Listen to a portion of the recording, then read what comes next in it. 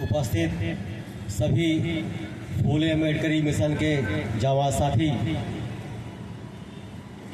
आप सभी को जय भीम, जय मूल निवासी साथियों। हम लोग यहाँ पे एकत्रित क्यों हुए हैं? क्योंकि निश्चित रूप से हमारे साथ जीवन पर्यंत बहुत सारी समस्याएं हैं और इन्हीं समस्याओं से जूझता हुआ इतिहास देखने को मिलता है, पढ़ने को मिलता है। जितने भी महापुरुषों के जयकारे लगे हैं, रैली में हो या किसी भी कार्यक्रम में, हम सभी जब सुनते हैं तब उनको पढ़ने के बाद याद आता है कि यह संघर्ष अभी नहीं है, पहले भी था। यानी हमें अधिकार जो आज संविधान के द्वारा प्राप्त हो गए हैं, फिर भी हम लोग आज यहाँ पे बैठे हैं। इसका मतलब ये है कि अधिकार जो है वो सिर्फ संविधान के अंदर रखे गए हैं, क्रियान्वयन उनका नहीं हुआ है। उन अधिकारों को समाज में लागू नहीं किया गया है।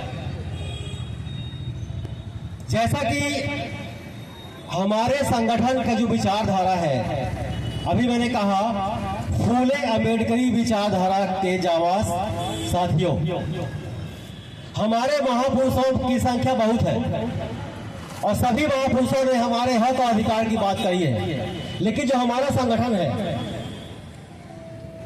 उस संगठन की विचारधारा है फूले अम्बेडकरी विचारधारा। फूले यानी ज्योतिबा फूले। हमारे जितने समाज सुधारक हुए हैं, उन सभी में ये दो नाम जो है हमारे विचारधारा को उत्पन्न करते हैं। क्योंकि हमारे जितने भी महापुरुष हुए हैं बुद्ध से लेकर अभी तक, सभी महापुरुष जो है, जो भी ब्राह्मणवादी व्यवस्थाएं चल रही थी, उनमें सुधार चाहते थे। लेकिन ये दो महापुरुष, बाबा साहब के एक गुरु ज्योतिबा फूले और स्वयं बाबा साहब, ये दोनों उन व्यवस्थाओं में सुधार नहीं चाहते थे, उन व्यवस्थाओं को जड़ से उखाड़ फेंकना चाहते थे। वो चाहते थे कि समाज की जो व्यवस्था है उसमें रचनात्मक परिवर्तन होना चाहिए। हमारे संगठन का उद्देश्य है कि सामाजिक रचनात्मक परिवर्तन, जो सामाजिक व्यवस्था चल रही है उसमें रचनात्मक परिवर्तन होना चाहिए। इस सामाजिक रचनात्मक व्यवस्था परिवर्तन के उद्देश्य से संगठन ने इस पीपल्स पार्टी ऑफ इंडिया का निर्माण किया है।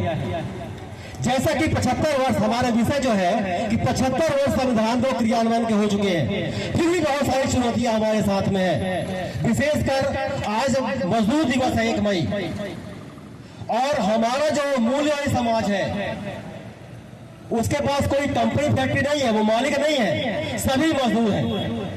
एक तबका जो है वो सरकारी मजदूर है, जिसको हम सरकारी नौकर कहते हैं, और दूसरा जो है वो सेल्फ एम्प्लॉय है या खुद का मजदूर है, किसी न किसी पूंजीपति के यहाँ मजदूर है। और सबसे ज्यादा अधिकार जो हनन हो रहा है वो मजदूरों का हो रहा है।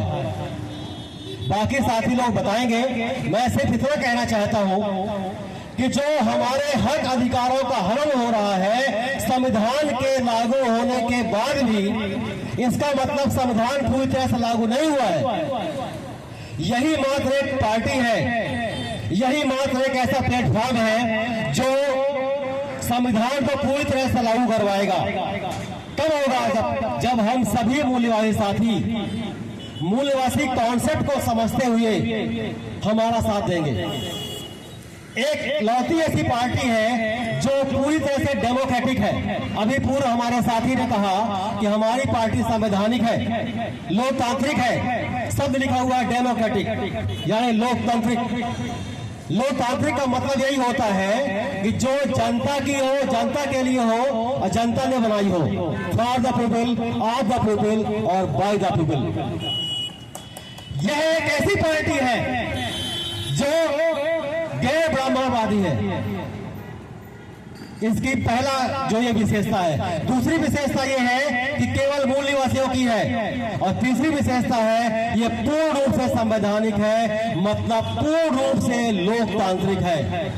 उसके प्रूफ भी है। और भी कई पार्टियां कहती हैं कि हम लोकतांत्रिक हैं, लेकिन साथियों बस ये ध्यान देने की जरूरत है कि क्या वाकई में लोकतांत्रिक है। आपको समझना होगा कि लोकतंत्र क्या होता है, लोकतंत्र की परिभाषा क्या है, क्या वो वाकई में लोकतांत्रिक पार्टियां हैं।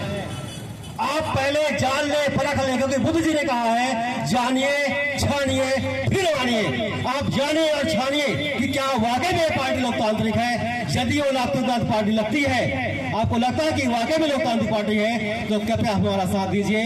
आप हमारा साथ देंगे तो हम पूरी तरह संविधान को लागू कर पाएंगे पूरे देश में, और हम लोगों को फिर ऐसा इकट्ठा नहीं होना पड़ेगा। और भी बहुत सारे साथी हैं, मैं अपनी बातों को यहीं पे विराम देता हूं। आप सभी ने मुझे ध्यान सुना, सभी को धन्यवाद। जय भीम, जय मूल निवासी, जय संविधान। मूल निवासी कौशल किशोर कोहली, बहुत बहुत धन्यवाद। मूल निवासी